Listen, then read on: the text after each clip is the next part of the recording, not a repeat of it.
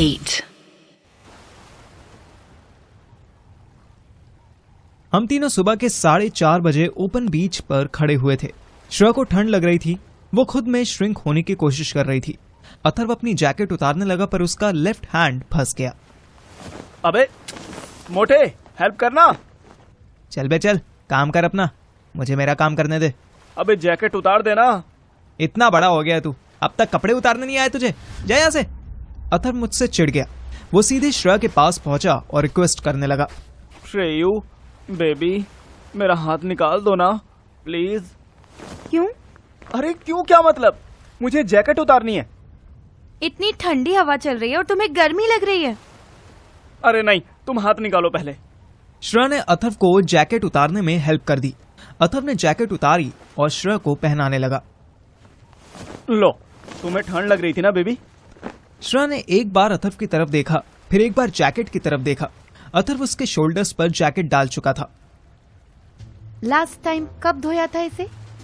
अथर्व ऊपर आसमान में देखने लगा। मुझे हंसी आ गई। बोट आने में अभी टाइम था तो मैंने सोचा क्यों ना इसके मजे ही ले लूं।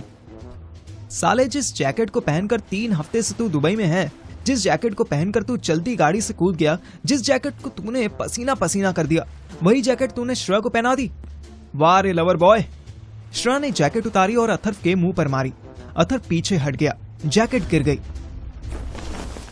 छी, ओवर एक्टिंग मत करो प्लीज। जब तक इंडिया नहीं पहुंचते ना, मुझे तुम दोनों से, आई रिपीट, तुम दोनों से कोई हेल्प, कोई सपोर्ट, कोई स्टुपिडिटी नहीं चाहिए। Got it? मेरी तरफ से तो डन है, इसका पता नहीं। Shut up Parthiv, seriously just shut up. Atharva मुंह दबा के हंसने लगा। मुझ पे क्यों चिल्ला रही है? इसको बोलना। क्या बोलूं इसको? ये तो अपने आप को हल्क से कम नहीं समझता है, पर तू तो कंट्रोल में रह सकता था ना। अब मुझे कुछ डाउट हुआ। ये कहाँ कंट्रोल रहने की बात कर रही थी? कौन सा कंट्रोल? कहाँ कंट्रोल? डोंट एक्ट स्मार्ट यार। पूरे जोन में न्यूज सर्कुलेट हो चुकी है। तुम दोनों को तो उसका नाम भी नहीं पता होगा। श्रेया ने एक बार अथर्व की तरफ देखा। अथर्व ने अपने मुंह पर जिप लगाने का ड्रामा किया और मेरी तरफ उंगली कर दी। श्रेया मेरे पास आई, मेरे शोल्डर पर हाथ रखा और ऐसे बोली जैसे मुझ पर तरस खा रही हो। देख Parthiv, I know I am so much important for you. I know you like me a lot, but यार किसी को इतना नहीं मारते कि वो कोमा में चला जाए। मैंने मारा? मैं अथर्व की तरफ देखने लगा। उस साले ने तुरंत मुंह आसमान की तरफ कर लिया। उसको मत देख, उसने मुझे सब बता दिया है। सब बता दिया है?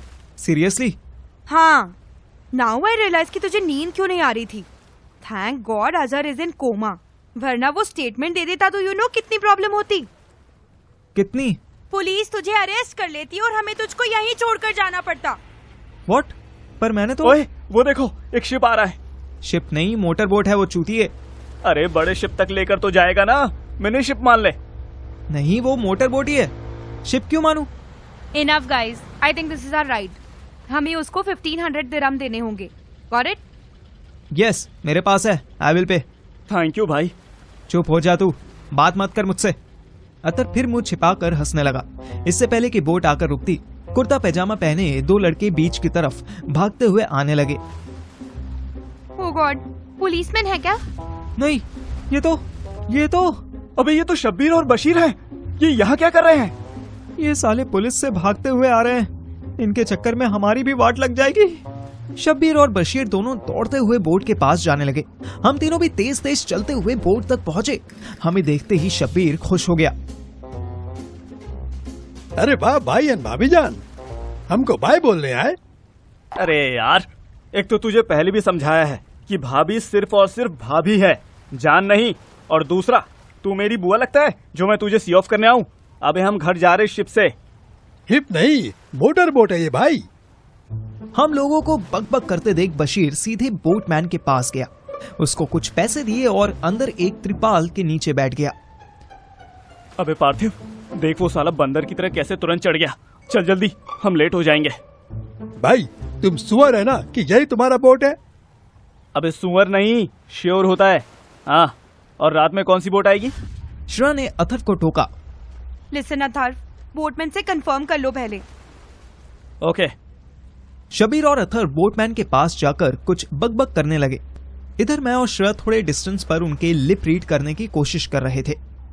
पता नहीं क्या बात कर रहे हैं। तू जाके सुन लेना, यहाँ से डमशराट क्यों खेल रहा है? नहीं यार, अननेसेसरी शूज क्यों गीले करने? हैं? मीन्स ये बोट अगर शब्बीर और बशीर को उनके घर ले जा रही है, यानी पाकिस्तान जा रही है, तो मैं बोट के पास जाकर अपने शूज गीले क्यों करूं? क्योंकि बोट तो चली जाएगी, लेकिन हमें तो फिर अपनी बोट का इंतजार करना पड़ेगा ना, वो भी गीले शूज में। Very clever. और जब हमारी बोट आएगी तब शूज वेट हो भी जाए तो भी कोई प्रॉब्लम नहीं होगी, क्योंकि तू बोट में शूज खोल देगा, राइट? यप। जब तू इतना क्लेवर है तो किसी को इतना मारा क्यों? तुझे इतू सा भी आइडिया नहीं हुआ कि प्रॉब्लम हो सकती है? मैंने श्रेया को घूर के देखा। तुझे सीरियसली लगता है कि मैंने मारा? कॉलेज में मैं ही तो था ना जो दूसरों को मारता रहता था। क्यों? इससे पहले कि श्रेया कोई रिप्लाई देती, हमें पुलिस सायरन सुनाई देने लगा। हम पैनिक होने लगे। अथर्व हमें इशारे से अपने पास बुला रहा था। हम जल्दी से उस पार पहुंचे। श्रेया अथर्व के पास पहुंची और जल्दी जल्दी पूछा, ये हमारी बोट है या शबीर की? अच्छा लिसन, ये हम दोनों की बोट नहीं है, ये बोटमैन की बोट है। बट इंडिया और पाकिस्तान के मर्चेंट शिप्स 800 से 900 मीटर दूरी पर एंकर डाले खड़े हैं। अभी हमें यहाँ से भागना होगा। ये 150 दिरहम पर पर्सन लेगा और हमें हमारी शिप तक छोड़ देगा। ओह, ओके। तुमने सारी बात ठीक से कर लिया ना? अथर्व ने हाँ में सर हिलाया और श्रेया को बोट में चढ़ने में हेल्प करने लगा। श्रेया को अंदर चढ़ाने के बाद वो खुद चढ़ गया और त्रिपाल के नीचे बैठ गया। मैं बेवकूफों की तरह उसके वापस आने का वेट करने लगा। जब बोट स्टार्ट होकर निकलने लगी तब मैं चिल्लाया, अरे मुझे तो बिठाओ, अबे भोसड़ी के अथर्व। तब अथर्व अंदर से निकला और बोटमैन को बोला, ओ भाई भाई भाई भाई, इसको नहीं बिठाओगे तो पैसे कौन देगा? मनी इसके पास है।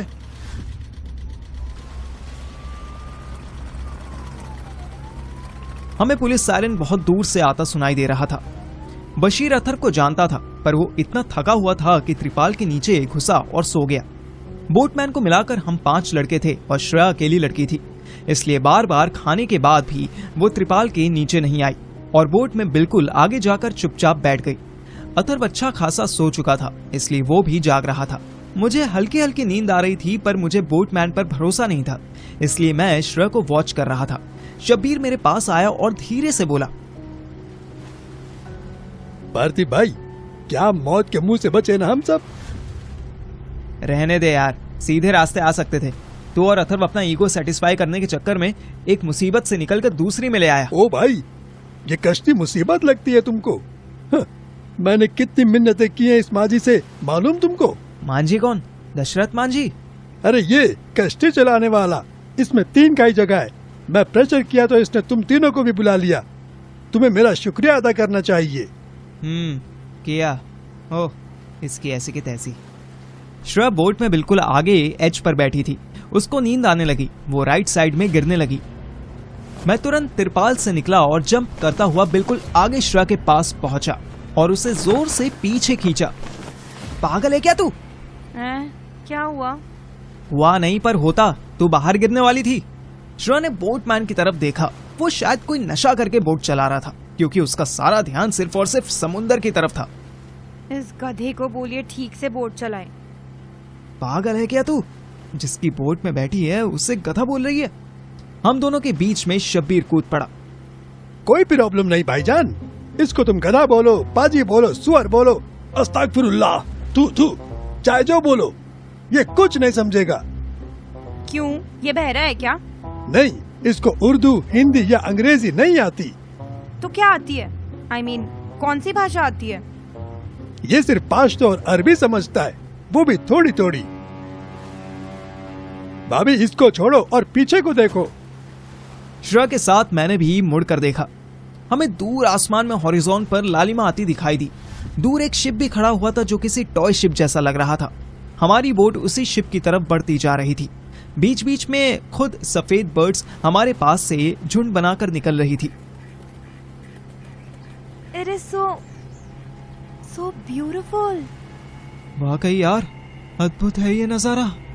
नजारा तो जोरदार है भाभी जान, पर ये जो जहाज दिख रहा है, ये हमारे मुल्क वाला है या तुम्हारे मुल्क वाला?